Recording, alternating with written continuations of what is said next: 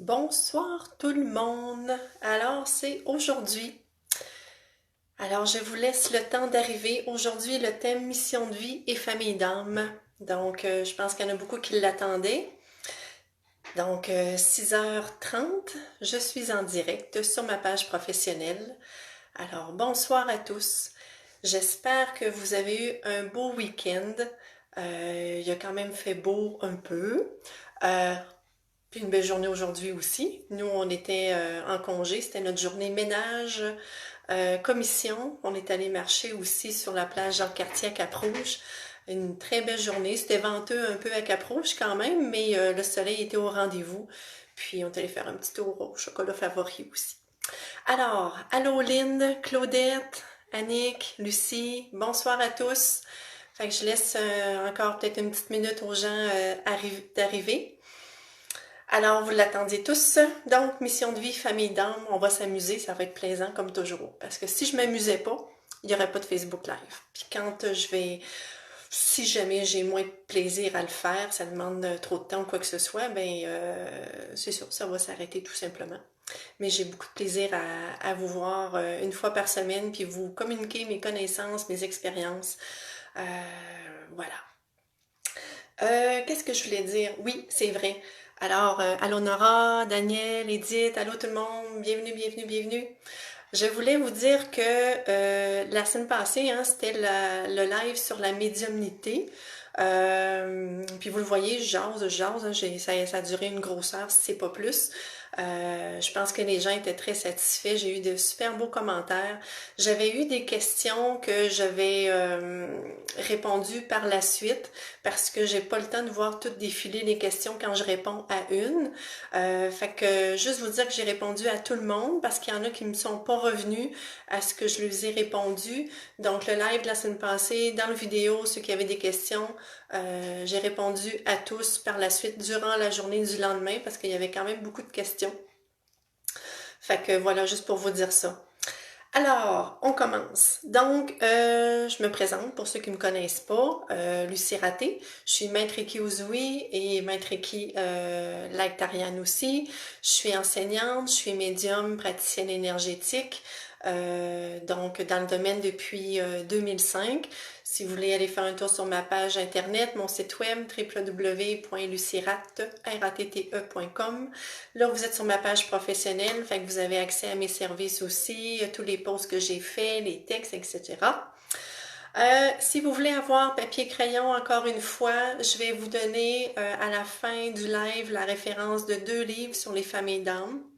Fait qu'au début, je vais vous parler plus du thème de la mission de vie et à la fin, les familles d'âmes. Donc, ceux qui désirent prendre des notes sur les références que je vais vous donner, ça se peut que j'en donne d'autres aussi que ces 2 livres-là.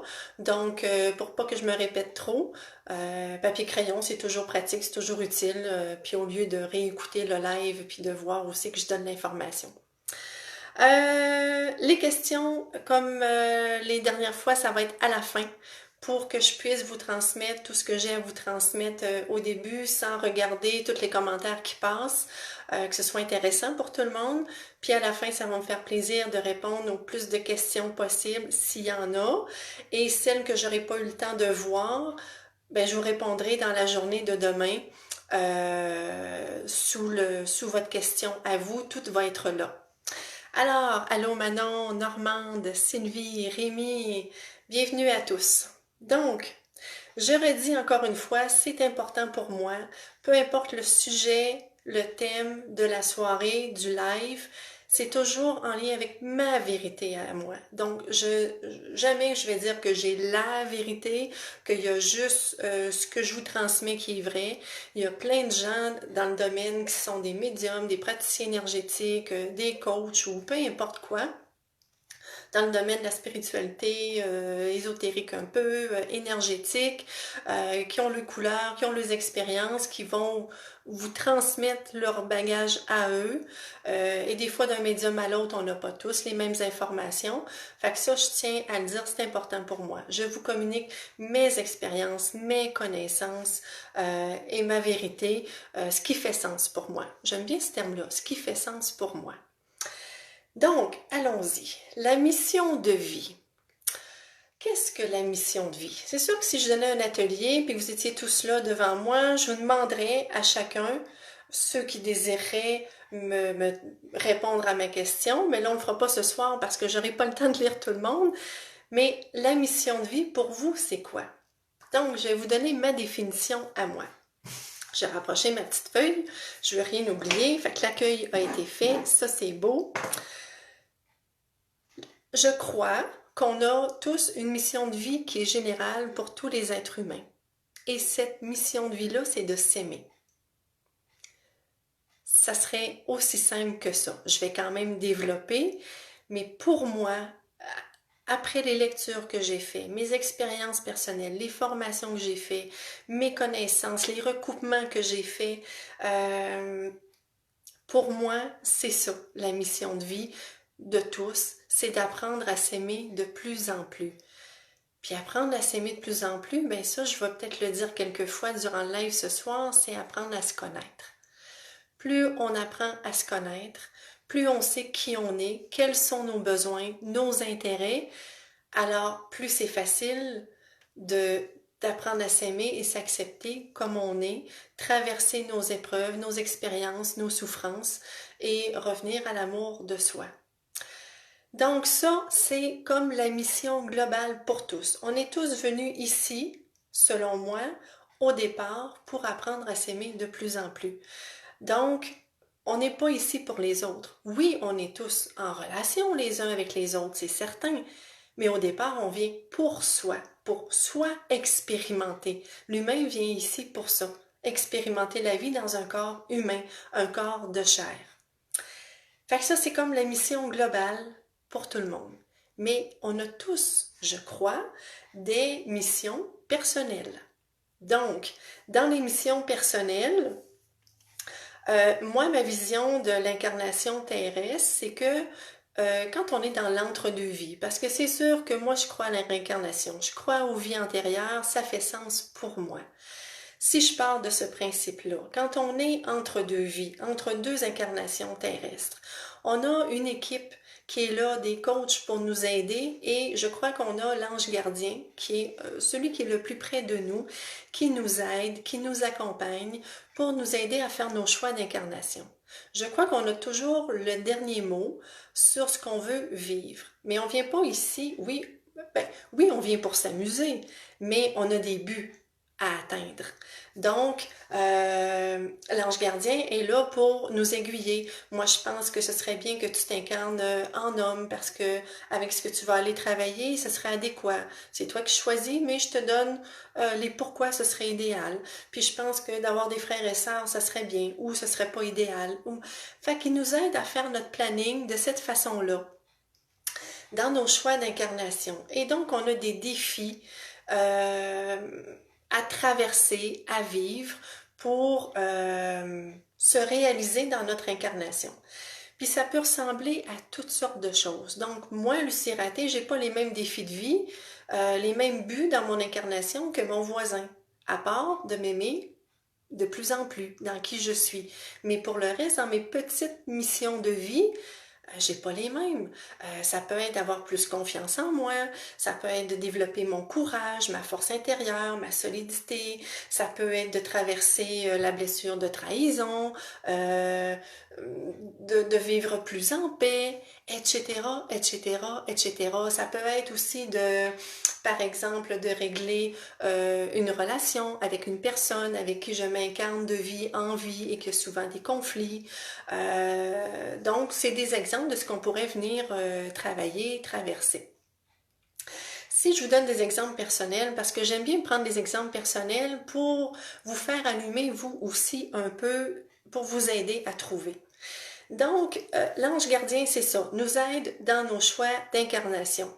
Et il va être là, il va nous accompagner tout le long de notre incarnation et il va être là quand on va décéder de notre corps physique pour aller rejoindre la lumière, la source, Dieu ou appelez ça comme vous voulez, la lumière divine. Donc, dans les missions personnelles, si je parle des miennes, moi j'ai trouvé, peut-être pas toutes mes missions personnelles, ça se peut fort bien, j'en ai trouvé quelques-unes.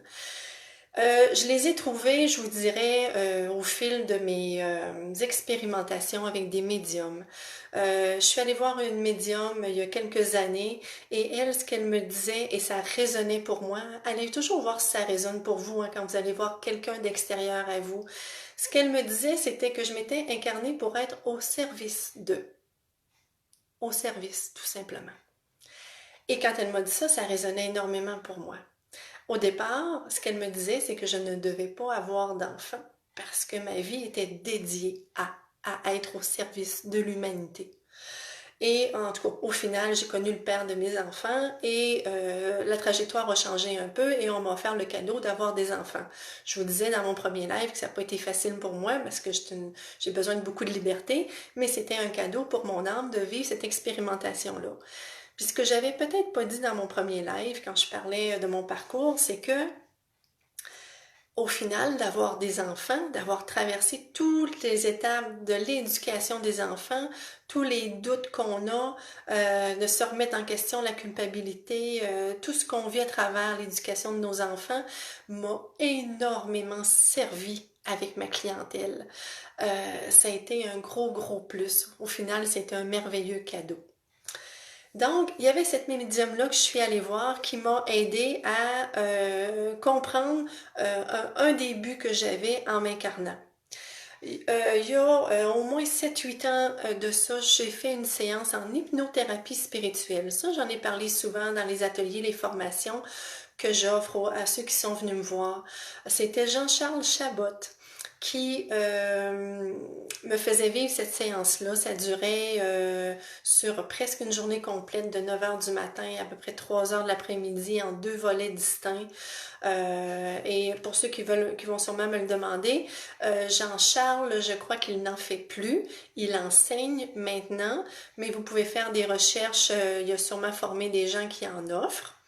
Donc, c'est par hypnothérapie d'aller régresser dans des vies antérieures en ayant un but particulier. Et moi, où j'ai eu des informations que j'ai trouvées super intéressantes sur ma mission de vie, ou une de mes missions de vie personnelles, c'était de traverser la blessure du rejet. Hein, je vous en ai parlé dans le premier live il y a 2 semaines. J'ai vécu beaucoup de rejets quand j'étais à l'école primaire, à l'école secondaire, tout mon primaire, tout mon secondaire, et même dans ma vie d'adulte. C'était très difficile pour moi à ce niveau-là. Maintenant, je comprends plus pourquoi j'ai vécu ça. Et dans la séance, je me suis ramassée dans l'entre-deux-vie.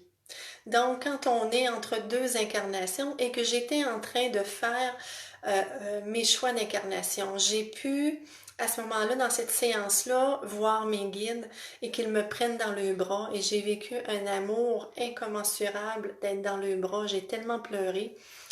Et j'ai posé des questions à ce moment-là à mes guides, avec l'accompagnement de Jean-Charles qui me guidait là-dedans. Et je lui ai demandé, j'ai dit pourquoi j'ai vécu autant de rejets dans ma vie.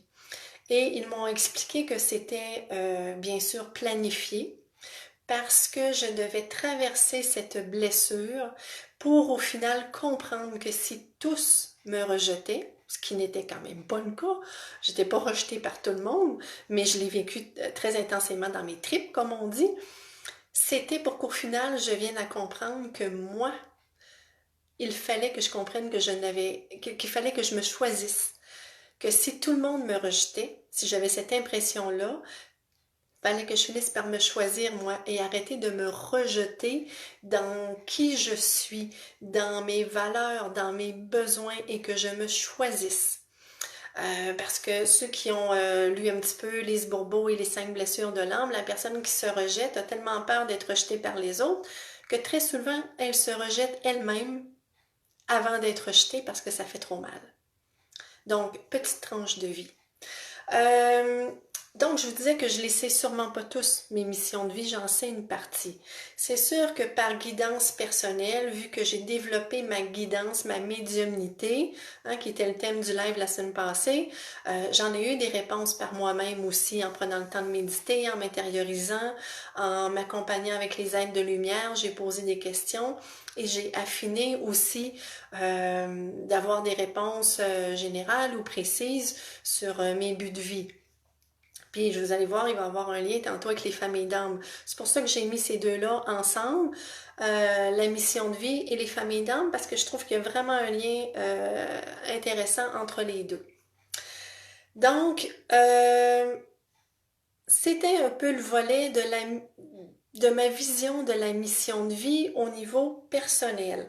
Donc, vous pouvez prendre le temps vous-même de vous intérioriser en méditation pour ceux qui le font déjà, ceux à qui j'ai fait du coaching en médiumnité, qui ont fait l'atelier d'initiation à la médiumnité ou que par votre pratique en séance, en soins énergétiques, parce que vous êtes praticien aussi, vous avez développé votre guidance personnelle intérieure, votre médiumnité, votre clairvoyance, tout ça, vous pouvez aller en chercher plein d'informations qui vont vous aider à savoir mieux qui vous êtes, puis pourquoi vous êtes venu vous incarner dans cette vie-ci. C'était pourquoi vous avez choisi d'être, si je prends moi, Lucie Raté, née dans une famille avec une sœur, deux frères, à Loretteville, au Québec, dans ces années-ci, précisément cette incarnation-ci. Fait que c'est possible d'avoir plus d'informations et d'apprendre de cette façon-là à mieux se connaître et mieux savoir où on s'en va et pourquoi on a vécu aussi ce qu'on a vécu. Fait que ça fait des libérations, ça permet des libérations et des belles guérisons aussi. En passant, je suis encore sur ce chemin-là, comme tout le monde. Oui, j'ai peut-être un pas de plus que certaines personnes, mais il y en a qui ont des pas de plus que moi aussi. Donc, je suis encore en cheminement. Moi, j'ai la croyance que si j'avais déjà tout réalisé, tout atteint, il y aurait des chances que je ne sois plus ici, que j'aurais quitté parce que je serais réalisée. Donc, je ne suis pas encore réalisée. Alors ça, c'était pour le volet de la mission de vie, de ce que je voulais vous parler. Il y en a beaucoup qui nous posent à Raphaël et moi ces questions-là, ça revient souvent de la mission de vie parce que les gens l'associent souvent au travail. Moi, dans ma vision, la mission de vie n'est pas nécessairement et même pas vraiment reliée au travail, à la profession. Oui, ça se peut que dans notre mission de vie, on soit à la bonne place dans notre travail, mais ce n'est pas tu sais, quand les gens cherchent ma mission de vie, tout ça, les gens ont une connotation de profession, de travail. Donc, pour moi, ce n'est pas ça, mais je vais quand même vous parler de l'aspect travail parce qu'on passe tellement de temps dans notre travail, hein, les journées de travail, 35 heures, 40 heures, 50 heures, il y en a qui en font encore plus que ça. Fait que ça serait quand même plaisant qu'on soit bien dans notre emploi. Donc, pour savoir où on doit être, dans quel domaine on doit être, mais on revient encore à se connaître. Si je me connais, si je connais mes intérêts, mes passions, mes besoins, où c'est facile pour moi d'aller, où c'est facile pour moi d'être, est-ce que j'aime les gens ou j'aime pas les gens, est-ce que j'aime ci ou j'aime pas ça, etc., etc. Plus j'apprends à me connaître, plus c'est facile de savoir le domaine dans lequel je dois me diriger. Bien sûr, idéalement, en faisant fi de ce que les autres vont penser. On revient à ça. On est ici pour soi, pour s'aimer de plus en plus, pour briller. Donc, c'est un cheminement aussi que de se choisir. Peu importe si maman, papa ou notre chum ou nos frères et sœurs ou nos amis nous disent plein de choses, ça nous revient à nous de nous choisir. Ça demande une force, un courage, mais si on veut être heureux, être épanoui, puis se nourrir intérieurement dans un emploi qui nous fait vibrer, qui nous remplit, qui nous illumine, ben, il faut se choisir, il faut être capable de le faire. Ça revient à ça. Regardez ce qui fait monter de la joie en vous. J'en ai déjà parlé, je pense, dans le live de la médiumnité, puis j'ai pas fini d'en parler parce que pour moi, où il y a de la joie, c'est là où je dois être. Si j'ai pas de joie à faire quelque chose, je peux me forcer, c'est sûr, hein, on est bon là-dedans, se forcer à. Mais au final, si je me force plusieurs fois par jour puis plusieurs fois par semaine, c'est peut-être pas la meilleure des énergies parce que je suis peut-être pas à la bonne place avec les bonnes personnes, avec le bon conjoint, avec une famille dans laquelle je me sens bien, est-ce que je prends ma place, etc. Donc, regardez ce qui fait monter de la joie en vous. Je peux vous donner plein d'exemples. Moi, qu'est-ce qui me fait monter de la joie? J'aime ça aller en forêt. J'aime ça aller en forêt, puis me sentir accompagnée par les animaux, par les élémentaux, les esprits de la nature. Ça me ressource énormément. Qu'est-ce que j'aime? J'adore faire des Facebook Live, j'adore communiquer mon savoir, mes connaissances, j'adore offrir des séances énergétiques. Des fois, ça demande d'aller au-delà de sa zone de confort aussi, d'apprendre à se connaître, de savoir qu'est-ce qui nous fait monter de la joie. On est ici pour expérimenter, donc il faut se permettre d'expérimenter. Donc, ça revient beaucoup à la joie. Regardez dans votre enfance. Qu'est-ce que vous aimiez faire quand vous étiez enfant? Hmm. Est-ce que c'était de dessiner, de danser? Est-ce que c'était de travailler manuellement? Est-ce que c'était de grimper dans les arbres? Est-ce que c'était d'être avec vos amis ou vous étiez solitaire? Revenez à ce que vous aimiez faire enfant. Prenez le temps d'aller voir vos souvenirs quand vous aviez 5 ans, 8 ans, 10 ans. Qu'est-ce qui vous passionnait? Étiez-vous manuel ou social ou prenez le temps d'aller voir, il y a beaucoup d'informations qui est là. Si je regarde moi, c'est ça, j'adorais me promener en nature quand j'étais enfant, j'étais assez solitaire, j'aimais me balancer, jouer dans le carré de sable, j'adorais nager. Mais ça, j'ai appris dans les soins que je fais, les formations que j'ai fait, des vies que j'ai eues en Égypte, des vies que j'ai eues en Lémurie et tout ça, et en Atlantide, il y avait beaucoup d'eau. Je me sens tellement bien légère dans l'eau, il me faut de l'eau. Qu'est-ce que j'aimais faire enfant? J'étais quand même créative, j'aimais dessiner, j'aimais peinturer. Puis c'est ça, les autres, j'étais très solitaire. J'aimais danser aussi, j'ai déjà voulu être danseuse. Donc, allez voir là.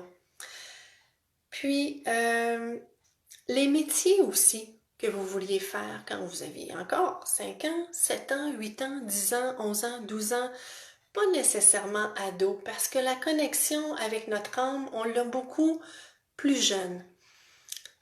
Quand vous étiez jeune, qu'est-ce que vous vouliez faire? Puis que peut-être même souvent vous avez mis de côté, puis ceux qui présentement font le travail qu'ils voulaient quand ils étaient enfants, puis qui sont bien, tant mieux, je suis contente pour vous autres. Il y en a qui sont à la bonne place, qui se sentent bien, mais il y en a plein encore qui sont pas à la bonne place. Qu'est-ce que vous vouliez faire? Puis que pour faire plaisir à votre père, à votre mère, ou parce que ça demandait des études, puis vos parents n'avaient pas d'argent, ou peu importe, qu'est-ce qui vous faisait vibrer? Puis qu'encore aujourd'hui, il y a peut-être des regrets. Si je prends moi, j'ai déjà voulu être danseuse. J'avais regardé le film Flashdance, puis je dansais dans la chambre de ma mère, il y avait un grand miroir, et j'adorais danser. Ce que j'aimais aussi, ben, j'adorais les étoiles. Je voulais être astronome. Avant de vouloir être danseuse, alors que j'avais 6, 7, 8, 9 ans, ça m'a habité longtemps, je voulais être astronome. Puis quand j'étais un petit peu plus vieille, 11 ans, 12 ans, j'ai commencé à chercher 13 ans les études que ça demandait beaucoup de mathématiques. Peut-être de la physique aussi, mais beaucoup des maths. Et moi, j'ai eu tellement de difficultés avec les mathématiques à l'école, au primaire et surtout au secondaire. Puis j'avais essayé au cégep de faire des mathématiques, puis j'ai abandonné à la première session. Pour moi, c'était du chinois. Fait que j'ai vraiment compris que ce qui était études universitaires avec des maths à l'université, il fallait que j'oublie ça, c'était pas la voie. Mais au final, aujourd'hui, qu'est-ce que je fais? Bien, j'ai suivi des formations et je donne des soins avec des aides des étoiles. Et j'ai un contact avec eux d'une façon tout à fait différente. Et quand je sors dehors et que je regarde les étoiles, je suis tout émue.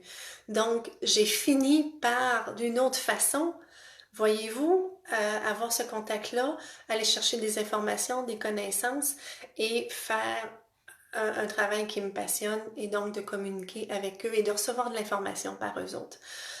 Puis je vous le disais déjà, j'ai toujours cru qu'il y avait d'autres vies ailleurs. Pour moi, c'était une certitude. Qu'est-ce que j'aimais faire à part ça dans les emplois que j'ai voulu faire? Oh, j'ai rapidement voulu devenir bibliothécaire parce que j'adorais lire. Dès que j'ai pu lire des livres, j'ai lu. Je vous disais que j'avais été à la bibliothèque de Val-Bélair où j'habitais. J'avais lu tout ce qui me passionnait sur des sujets complètement pétés. Et donc, comme j'étais solitaire, je me disais, je vais travailler dans une bibliothèque, puis je vais travailler dans le bureau, puis j'aurai pas de contact avec les gens. Sauf que ça aussi, bibliothécaire, ça demandait des mathématiques, encore une fois, les mots juste de mathématiques. Donc, finalement, je suis allée suivre la technique de documentation au cégep. Il y avait un petit cours de comptabilité très de base, mais au final, j'ai terminé ma technique de la documentation et j'ai jamais travaillé dans ce domaine-là. Pourquoi? Parce que à ce moment-là, je voulais faire un travail solitaire, mais la vie, mais ça je l'ai déjà expliqué, la vie, mon âme me poussait à aller vers les gens pour faire ce que je fais aujourd'hui, parce que je suis vraiment dans ma mission d'âme au niveau de partager mes connaissances actuellement. Donc, voilà. Donc, l'enfance est une source d'information intéressante pour aller recontacter notre cœur d'enfant, la créativité, la joie et qu'est-ce qui nous habitait. Parce que, comme je vous disais, enfant, on était très connectés et donc, ça va nous aiguiller à savoir peut-être est-ce qu'on est passé à côté de quelque chose, d'un rêve qui était important pour nous. Une autre chose que je voulais vous parler en lien avec la mission d'âme, mais dans le sens travail, profession, je ne sais pas si ça existe encore présentement au secondaire. J'ai 47 ans, ça fait un bout, Raphaël, faut pas que je me trompe, je pense qu'il y a 36 et puis ça existait aussi, je ne sais pas si vous vous souvenez, le cours éducation choix de carrière avec le test qui s'appelait RIASEC, qui comportait RIASEC, RIA-SEC, toutes les premières lettres des noms, des types de personnalités. Ça nous apprenait à mieux nous connaître et donc à savoir peut-être les emplois potentiels vers lesquels se diriger. Donc, moi, quand je l'avais fait, ce qui était ressorti, je me souvenais de deux qui étaient ressortis et c'était conventionnel et social. Et dans cet ordre-là. Donc, conventionnel, c'était quelqu'un qui travaillait, qui désirait, qui avait des aptitudes pour ce qui était travail de bureau, classement, travail un petit peu plus solitaire, bon, toutes ces choses-là. Et moi, ça me convenait très bien. Puis il y avait le social qui était là, puis ça, je le comprenais pas quand j'avais 17, 18, 19 ans. Je me disais, qu'est-ce que c'est ça le côté social? Je veux pas travailler avec les gens, je suis trop gênée, je suis trop timide, tout ça. Sauf que, au final, en vieillissant, à faire des emplois qui étaient avec le public, parce que je vous disais que mon âme voulait que je travaille avec le public, donc c'est ce que j'ai fait. Je me suis rendu compte que j'avais beaucoup de plaisir à avoir l'interaction avec les gens. J'ai pris de plus en plus confiance en moi et le conventionnel social a complètement viré de bord et maintenant c'est le social qui est beaucoup plus présent dans ma vie et le conventionnel est en deuxième. Donc ça se peut aussi parce qu'on est en continuelle évolution, continuel changement. C'est pas pour rien que des fois on quitte un conjoint parce qu'on n'est plus sur la même voie. On a changé, l'autre aussi a changé. On n'est plus la personne qu'on était à 5 ans, à 15 ans, à 25 ans. On évolue tout le temps. C'est ça la beauté de la chose. Donc, je l'ai refait il n'y a pas longtemps parce que je voulais vous en parler pour le live d'aujourd'hui. Donc, j'ai refait le test pour voir si à 47 ans, j'avais encore les deux mêmes, comment on appelle ça, donc, dans le test de personnalité, les deux mêmes forces qui étaient là. Et ce qui est venu, puis je l'ai noté sur ma feuille, c'est social en premier. Ensuite, il y avait entreprenant et conventionnel qui est toujours là, mais en dernier. Le entreprenant n'était pas là quand j'étais jeune, parce qu'entreprenant, c'est quelqu'un qui va prendre des décisions, là, je suis travailleur autonome, ça fait 5 ans. Fait que l'entreprenant, il fit parfaitement. Mais j'aurais jamais pensé, quand j'avais 20 ans, 25 ans, 30 ans, que je deviendrais travailleur autonome. J'étais trop insécure. Je voulais une paye fixe. Je voulais être un peu encadrée. Travailleur autonome, tu sais pas si l'argent va rentrer. Bon, etc., etc. Donc, voilà. Fait que si vous voulez le faire, le test RIASEC, RIA-SEC, ça existe. Vous allez sur Internet, vous le tapez et il y a des questions. Moi, je suis tombée sur un test où il y avait quand même je crois qu'il devait y avoir 80, 100 questions faciles parce qu'il y a quelques tests. Prenez celui qui est le plus long pour vraiment aller chercher plus profondément là, qui vous êtes. Fait que ça nous aide encore à savoir qui on est, quelles sont nos aptitudes, qu'est-ce qu'on aime faire.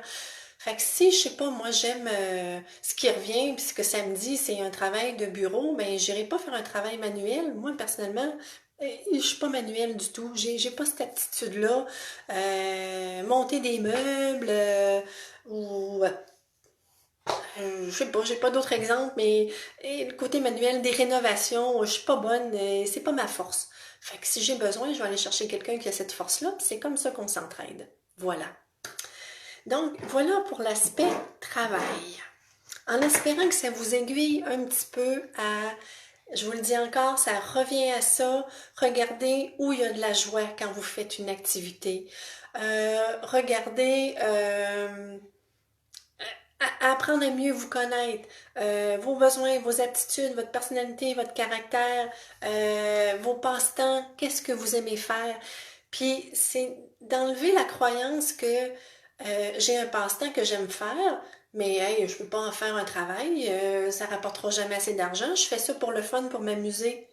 Oui, mais je suis sûre qu'il y en a, eux autres, qui le font comme travail. Donc, il n'y a rien qui est impossible. Le mot impossible, oui, il existe, mais je vous le dis, vous avez un monde devant vous. Si vous voulez être heureux, puis bien, puis épanoui, ben, regardez, explorez, expérimentez, puis voyez qu'est-ce qui vibre pour vous. Voilà. Vous avez un monde infini devant vous.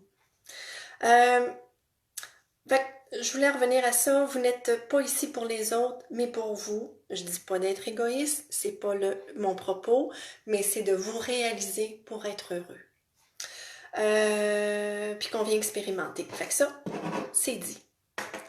Le volet les familles d'âme, les amis. Je suis sûre qu'il y en a qui voulaient plus d'informations là-dessus. Fait que j'ai 2 livres à vous présenter ce soir. Donc, si vous voulez noter, papier, crayon, je peux laisser quelques instants aux gens pour aller chercher papier, crayon, parce que j'irai pas nécessairement le taper là dans le texte suivant le vidéo. Donc, j'ai 2 livres à vous parler. Le premier livre, le livre de Marie-Lise Labonté, qui s'intitule Les familles d'âme. Là, il est en vert. Ce livre-là date de quelle année donc? 2002. Donc, il y a eu des rééditions. Et on m'a déjà dit que la couverture n'était plus la même. Hein? On est quand même en 2020.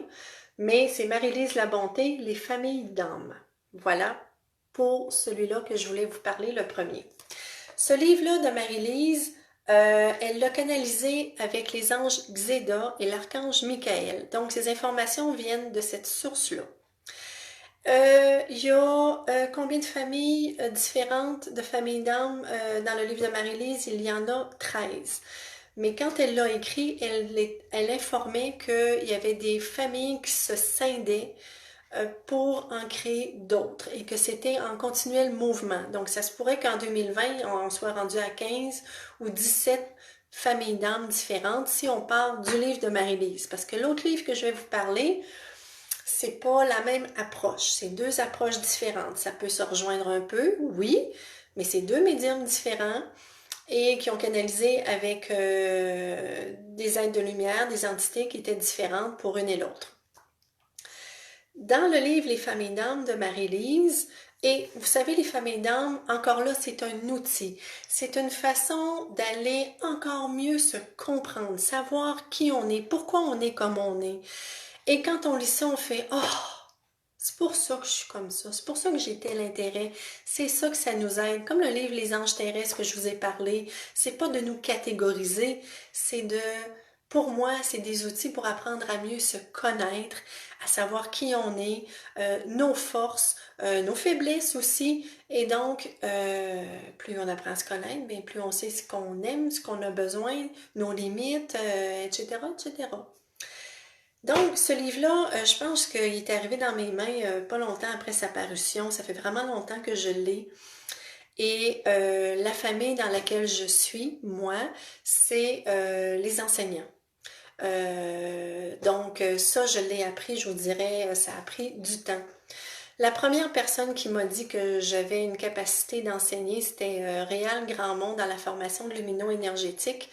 Je faisais la formation, je commençais dans le domaine énergétique, puis il m'avait dit, tu vas voir à un moment donné, tu vas te mettre à parler devant les gens, parce que tu as déjà été un grand prêtre dans une autre vie, il y avait plein de gens qui venaient t'écouter, des centaines et des centaines de personnes, et c'était facile pour toi. Sauf qu'à ce moment-là, je me disais, voyons, il est dans le champ, ça se peut pas, parce que je suis bien trop gênée, je suis pas capable, je balbutie quand je parle devant le monde. Puis je me souvenais des exposés oraux que je faisais au primaire, au secondaire, et je gelais complètement. Sauf que d'avoir fait les soins énergétiques, m'a amené à l'enseignement parce que j'ai appris beaucoup, beaucoup de choses, j'ai expérimenté énormément et là, de parler de ma passion, ça a été facile. Et là, j'ai pu entrer vraiment dans la vibration de ma famille d'âme. Pour vous aider à trouver votre famille d'âme, si vous le trouvez, le livre, je crois qu'il doit être encore disponible, soit sur Archambault, soit sur Amazon ou peu importe, faites des petites recherches. Je ne saurais pas vous dire exactement où le trouver parce que moi, ça fait très longtemps que je l'ai. Euh, Elle l'explique dans son livre, Marie-Lise, c'est de s'intérioriser, c'est de se connecter, de prendre des respirations et par la suite d'aller lire chaque description pour voir ce qui vibre en vous. Et j'en parlais avec Raphaël tantôt parce que c'était le sujet du live de ce soir. Et il était jamais sûr exactement de la famille d'âme dans laquelle il était. Et là, il a pris le temps. Il a pris le livre, il s'est enraciné, il a respiré, il a demandé à son âme vraiment d'habiter son corps, de lui donner un signe clair et précis lorsqu'il lirait la description de sa famille d'âme. Et quand il a lu, il savait déjà, il avait spoté 4 ou 5 familles d'âmes. Il n'a pas toutes lu les 13 parce qu'il y en a qui étaient certains que c'était pas ça. Et ça a été, si je me souviens bien, c'était les euh, guérisseurs guerriers. Ou guerriers guérisseurs. Je pense que c'est guerriers guérisseurs, c'est ça. Et là, ça l'a vraiment vibré, puis il a fait OK. Puis Raphaël, sa couleur préférée, c'est le vert. Son nom, c'est Raphaël, et ça fitait.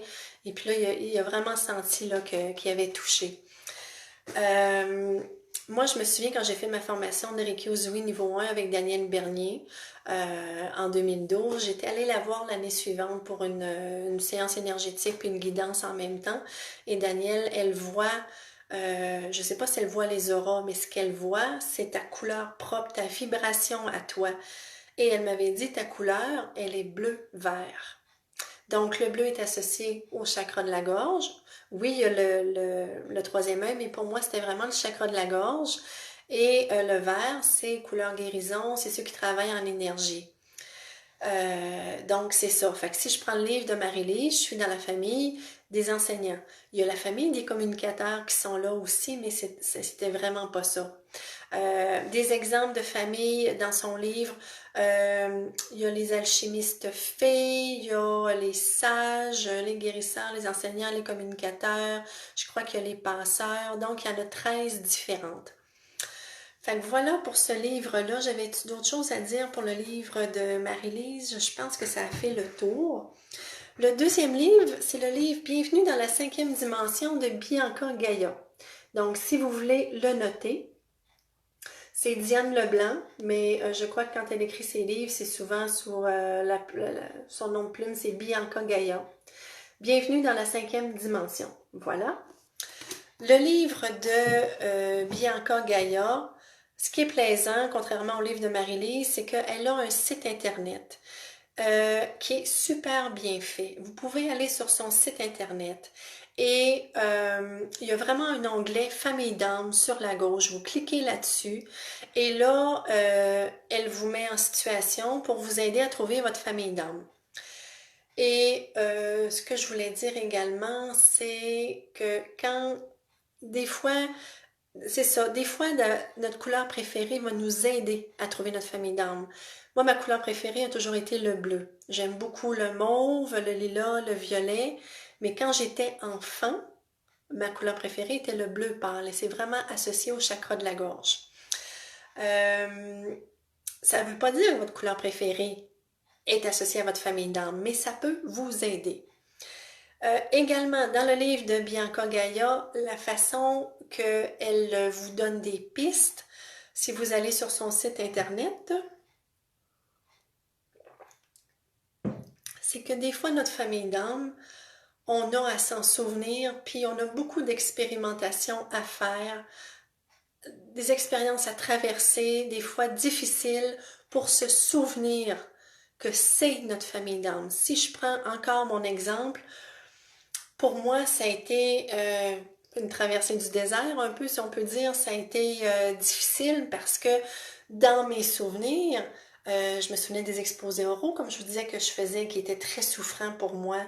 Je me souvenais que quand je me ramassais avec plusieurs personnes que je connaissais pas, j'étais pas bien.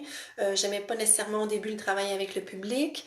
Donc, je me fiais à tout ça, puis je me disais, moi, je suis pas une communicatrice, je suis pas une enseignante, parce que quand je parle devant les gens, je balbutie, puis j'ai mes mots, puis ça sort pas comme faux.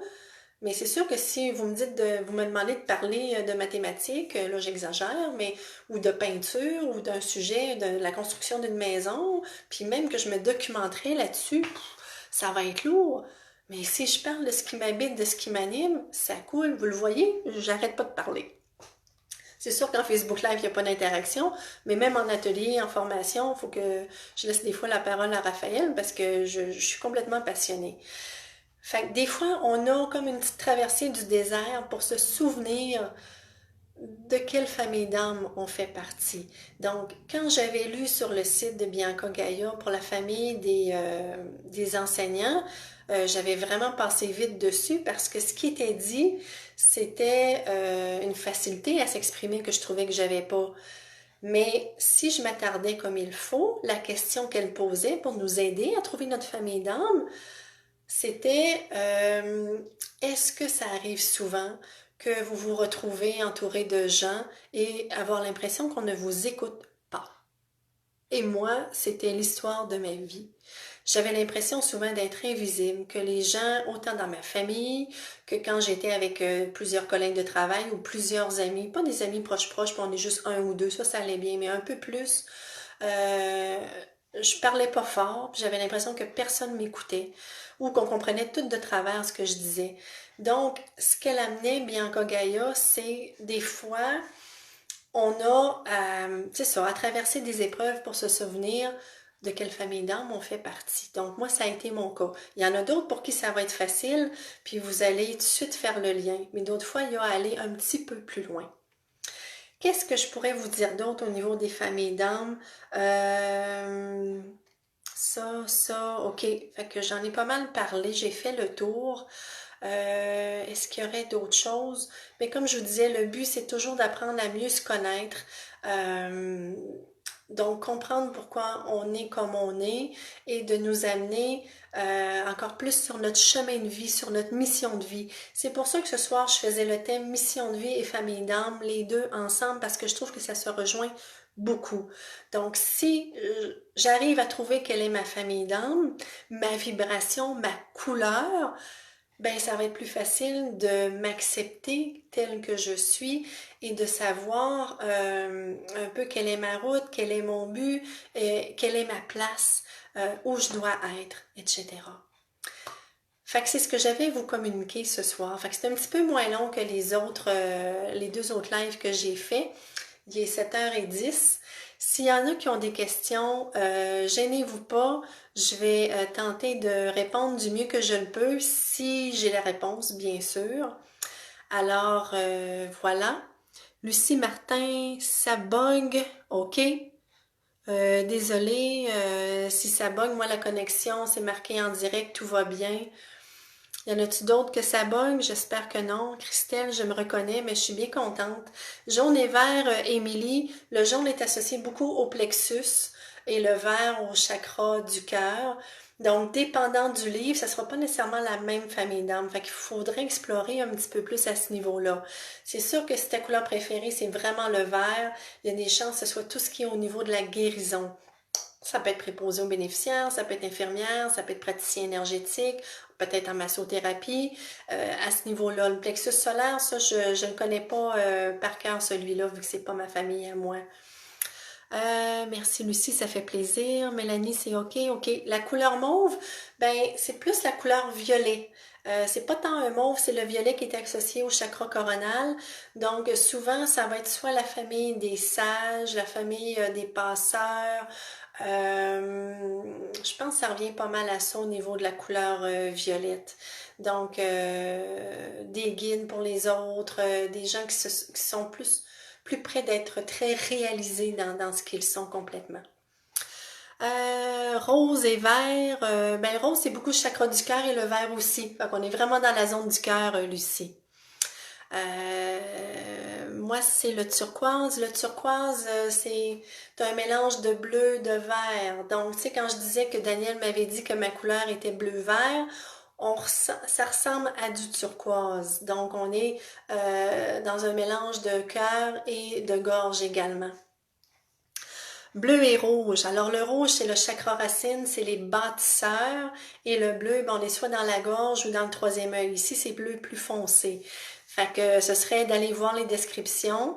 Qu'est-ce qui vibre le plus pour vous dans le livre de Bianca Gaia? Parce que dans le livre de Marie-Lise, elle n'y va pas nécessairement avec les chakras ni les couleurs. Donc les approches sont pas les mêmes d'un livre à l'autre. Jaune soleil, le chakra du plexus, chakra solaire, fait que ce serait d'aller voir à ce moment-là. Bleu et rose, bleu ici, le rose ici. Aucun bug, super live, ça fait plaisir Marie-Justine. Super bon, très intéressant. Ça m'a fait plaisir de vous transmettre tout ça parce que moi, ça m'a vraiment aidé à mieux me connaître, à mieux savoir qui je suis. En lisant ça, je faisais « Oh, c'est pour ça que je suis comme ça. Enfin, un livre où je lis exactement comment je suis. » Puis ça m'a amené beaucoup de douceur, beaucoup d'apaisement. Le bon mot, c'est beaucoup d'apaisement. Parce que je me suis sentie tellement inadéquate dans ma vie, tellement pas correct, tellement j'avais un rythme plus lent, j'étais plus contemplative, je le suis encore, mais je suis plus dans la réalité maintenant, plus enracinée. Fait que, tu sais, quand on se sent à côté de nos pompes un peu, on a l'impression que personne nous comprend, puis qu'on met enfin le doigt sur notre vibration, sur notre couleur, sur qui on est, c'est tellement un baume, ça fait tellement du bien. Oui, Bianca Gaia, c'est encore d'actualité. Diane Leblanc, là, un site internet, puis c'est ça, je suis sûre que c'est encore réédité. Je suis une hypersensible, pas toujours facile. Je te comprends, je pense que c'est Lynn, là, le nom a disparu, Lynn Gosselin, je crois. Je ferai peut-être un live à un moment donné sur l'hypersensibilité, l'empathie. C'est qui, il n'y a pas longtemps, qui a fait un live sur l'hypersensibilité? Je me souviens pas. Pourriez peut-être faire une recherche sur Facebook et Internet, l'hypersensibilité, la flamme violette peut aider, la bulle blanche. Puis vous savez, ça revient tout le temps à s'accepter dans qui on est. Plus on s'accepte dans qui on est, plus c'est facile de se sentir bien, moins on devient affecté par ce que les autres pensent, la réaction des autres, mais c'est un travail de toute une vie, hein, ça se fait pas en un claquement de doigts. Et j'ai lu rapidement sur le site de Bianca Gaia, je me reconnais tellement, Laura, oh, je suis contente. Alors, s'il n'y a pas d'autres questions, ben je vais vous laisser à votre lundi soir, les amis. Et vous remercier d'avoir été avec moi. C'était un grand plaisir. Ah, ben oui, je voulais vous dire pour le prochain live, faut pas que j'oublie.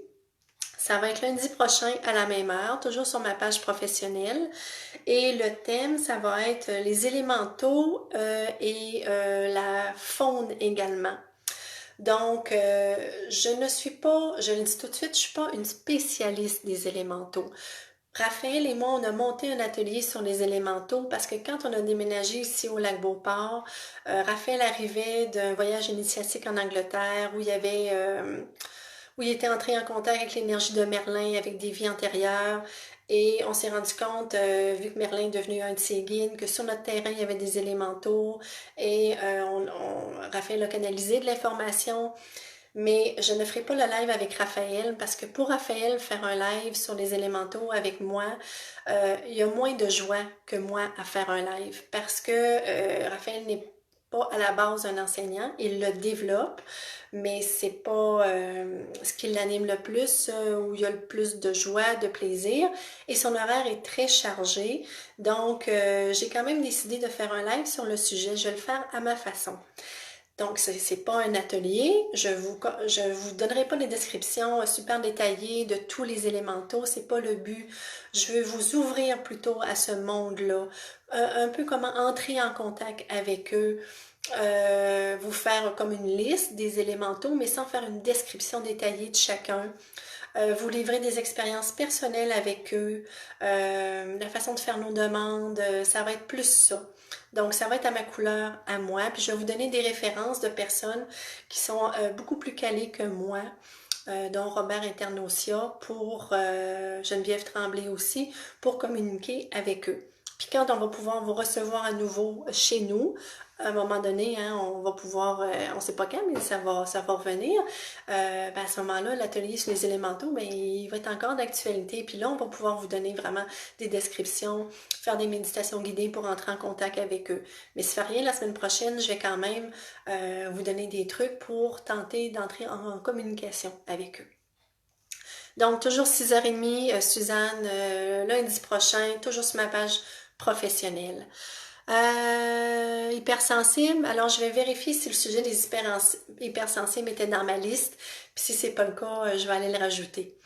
Alors, merci à tous, belle fin de soirée, bonne semaine, puis on se voit jeudi soir pour ceux qui sont intéressés en Facebook Live avec Raphaël pour la canalisation publique, la méditation guidée sur la page professionnelle de Raphaël. Merci à tout le monde, bye bye.